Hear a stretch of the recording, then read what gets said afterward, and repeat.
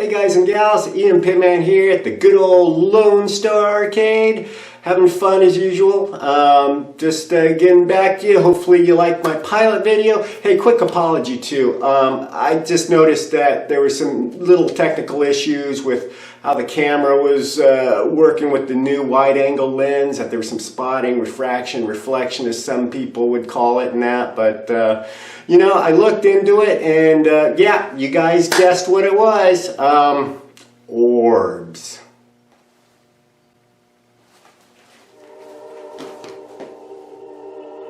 Uh-oh, that can't be good. Well, it turns out after doing some intensive research on a back issue of Obscure Pinball and Arcade Quarterly, I found out that these orbs are actually disembodied souls of pinball players that got low scores in life.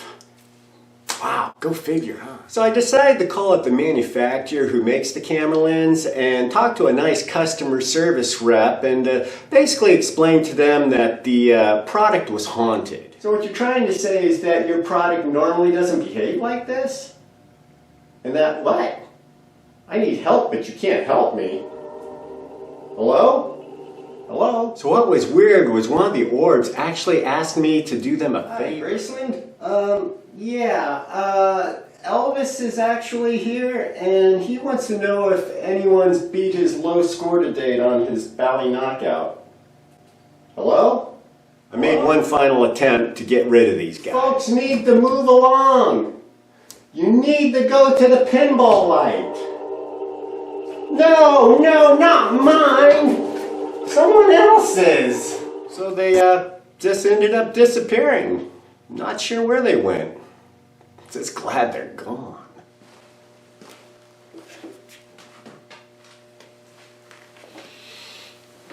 Hey folks, well, I kind of talked about my pinball flyers last time, and I figured I'd take one and talk about it. It's Space Odyssey. This one actually is the one that started all off for me. This was my first pinball machine that I ever bought, and this was about, I don't know, 8.5 years ago.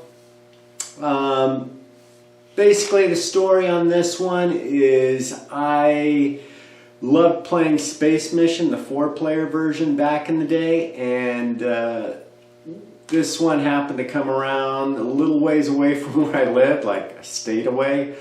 At the time I was living in Idaho. This was in Washington, and well, I just, you know, I just wanted to have this game. I had so much fun with it when I was younger that I just needed it. So I ended up making arrangements and took a drive up to Washington to go get it, and was very happy about the purchase. It was a great game. I remember seeing it in the window, it was standing up, the lights were on, it was flashing, and I just couldn't believe that they still actually made, well not made, but still had these machines around. The thing was made in 1976, so you know, I just figured a lot of these electromechanical machines were gone.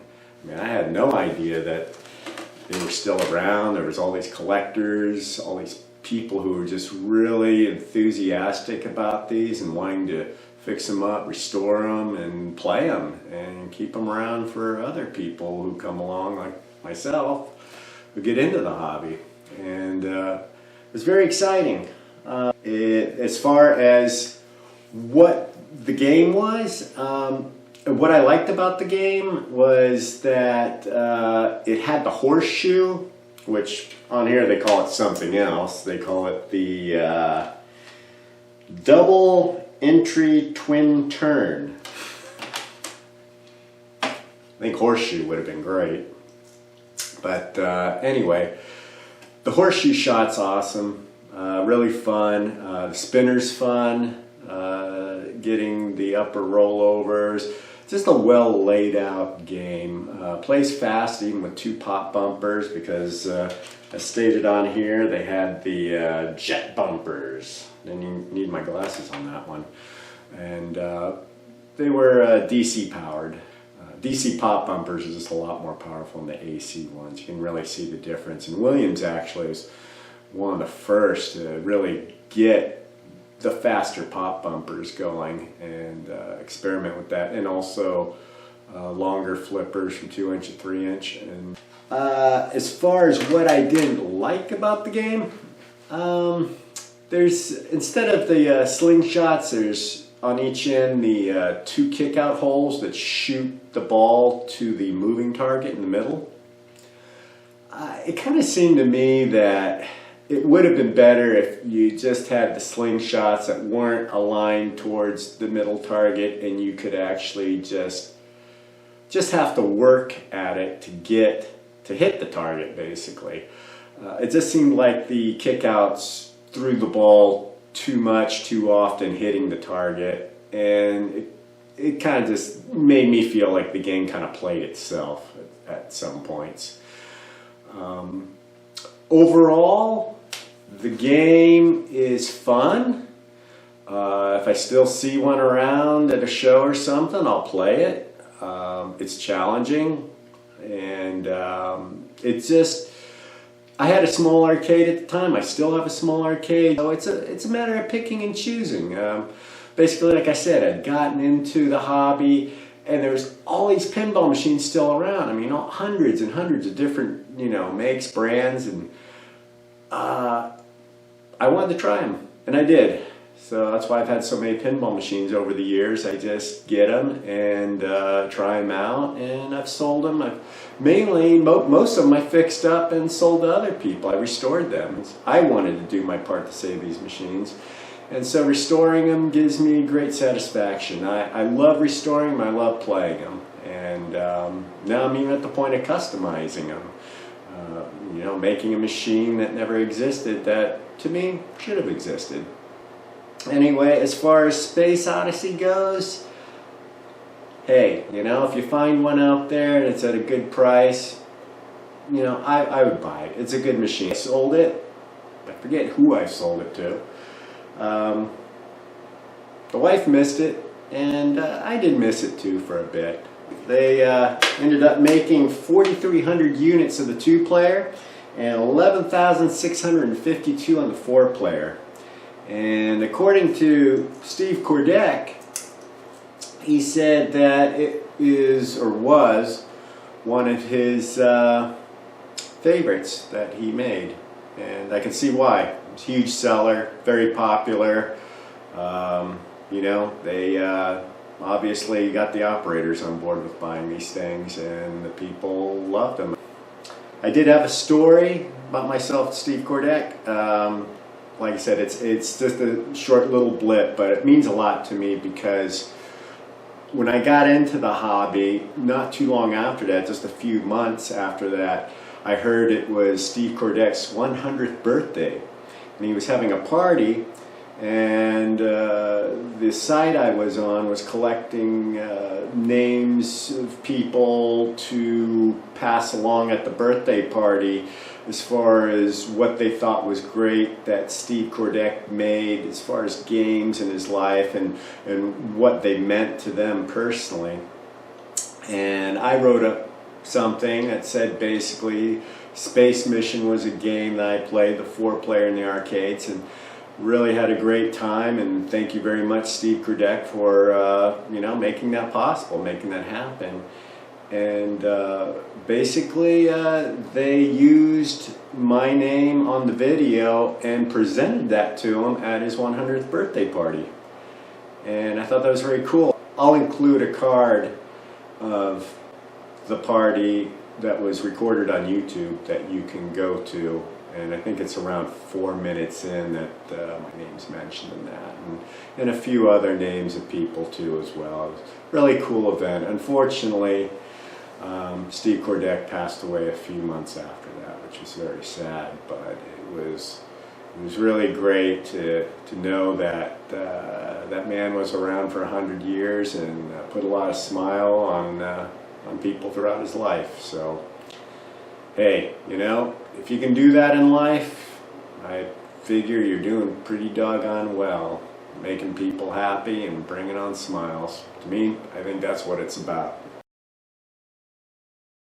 Hey guys, great news. It's time to talk about the custom EM machine right here. Ooh.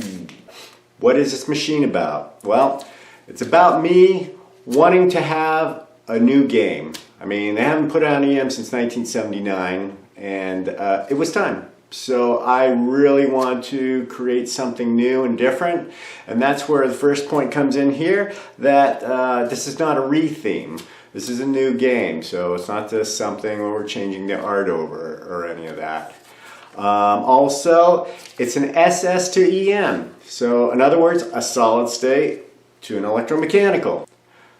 Okay, as far as the logic, I ended up getting that in 3 boxes, which I'll show you in the corner over here, or over there, over somewhere. And anyway, the logic was about to be sold off eBay, parted out and that, so I was lucky enough to get a complete set. I won't say from what game though, not yet anyway. What's been done to the game? It all works, 100%, without a playfield though. The playfield is currently being worked on by a professional pinball buddy in Texas here. Doing a great job too. So it coins up. In other words, it adds games, subtracts games. The score wheel's set to 0. The lights in the back box all work. 1 to 5 ball count. Tilt, 100,000 light, flashing lights. Motor board's fine. Everything in the back box is basically fine too. This game is a prototype. So, what does that mean? It means it's the first of more to come. I have 7 more light boards, which I'll show you. And I plan to make maybe about 2 a year and sell them to folks like you. I think that pretty much covers it. So, onward. Okay, guys and gals, it's about that time for answering the top 3 questions that I said I would do from the last video. Basically, I pulled 2 off of YouTube and 1 off of Pinside, and I'll go ahead and answer them now. Let's see, the first one from YouTube. Great video, but why is the world flat, and what about that theory of relativity? I can't go there. Second question. How many EMs will I be able to stuff in the arcade? Stuff being the main word there. Okay, let's start off with, I can have 5 pinball machines, 3 multiplayers, 2 single players, and they would be fit relatively snugly, but not, you know, like stacked on each other. I could also fit 1 2-player gun game, and that's kind of where I'm going with the word stuff. Now let's see, if I set up 4 pinball machines and I stacked some in the corner where the 1 would be, but then branched out, maybe about 10 pinball machines total in a gun game. And if I really went hog wild and stacked them like cordwood, well, the possibility is endless. Anyway, third and last question, and this one's from Pinside. Why do I chain lock the door while I'm in the room? Well, that's an easy one, guys, especially for you people on Pinside. It's because I know when I turn my back in the arcade, someone's going to come through that door and steal my wife's Matahari.